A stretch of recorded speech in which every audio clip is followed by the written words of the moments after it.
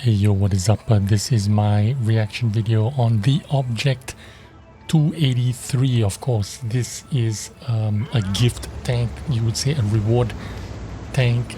You gotta mine your hills every day, collect those tokens, and then convert it with your your machine, and maybe you'll get a rental. An 11% chance of you either getting a rental or getting this tank as a permanent tank. Now, unfortunately, this tank did not live up to the hype. There is a lot of buzz about this tank just because of the controversial surrounding the 11% chance of either getting a rental or getting it as a permanent tank.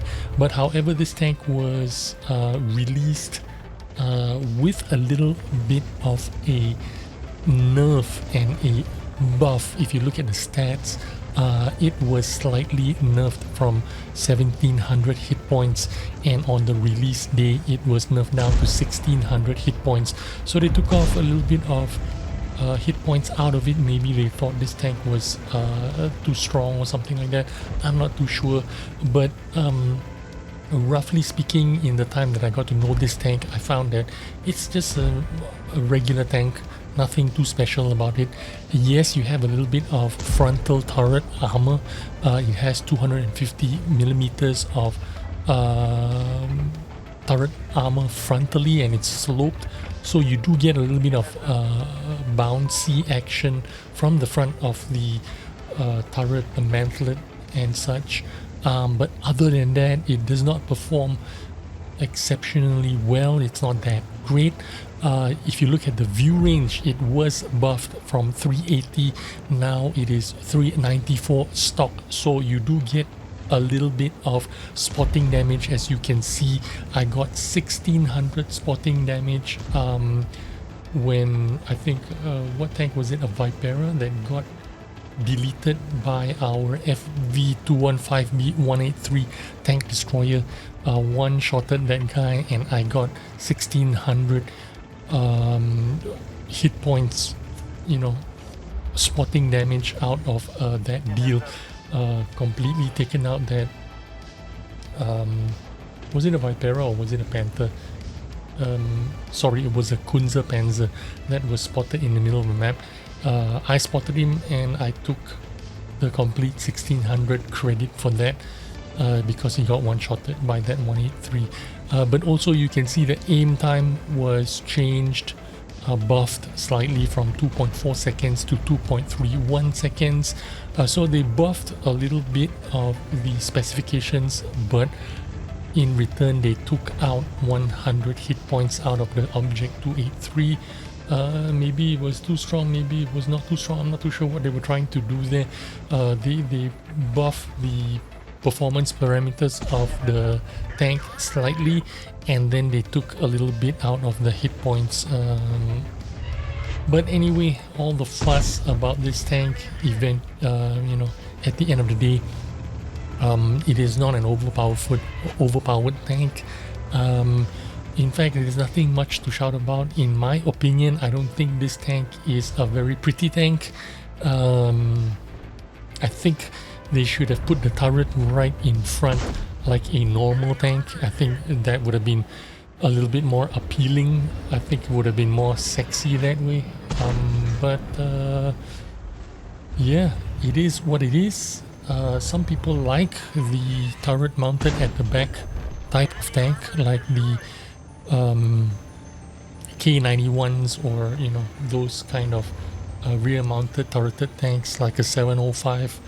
But this works nothing like a 705. Yes, it has a little bit of sloped hull armor, but it is not going to be able to defend any kind of shells in any way, in my opinion anyway. But you can see it is kind of struggling going up the hill. It does not have a very high power to weight ratio. 17.64 is kind of like on flatland it's kind of normal, but going up hills it is not supremely mobile in that sense. On flatlands and city maps, I suppose it'll be working quite normally, but on undulations, going up hills, in any kind of rough terrain, it might not work as well. The rest of the buff stats include the buffed aim time from 2.4 to 2.31, just a smidgen there. The dispersion from 3.6 down to 0.35, which does help a little bit in the accuracy department. The most significant buff they made about this tank was the reload time from 9 seconds down to 7.8 seconds, 1.2 second improvement on the aim time.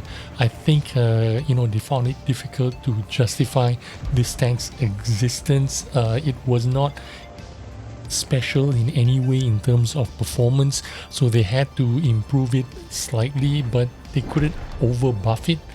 So kind of weird, this tank is situated in a position where it is not exactly a high performing overpowered tank, but it is not terrible at all in terms of playing the role of a regular medium tank. The only downside was the reduction in the hit points. 100 hit points less means your survivability reduced by 100 hit points. It could mean surviving the end game or not, but if you're going to mine your hills every day just to get a chance to switch out to exchange some tokens in your machine, and try to get a 283 for rental or permanent, I don't know if it's really worth it. I mean, if you're playing every day anyway, then it's not going to matter.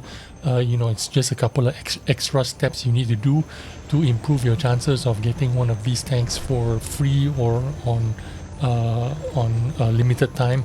Then I suppose it's okay. But if you're logging in every day just to see if you can get this for free, I don't know if it's completely worth your time or not.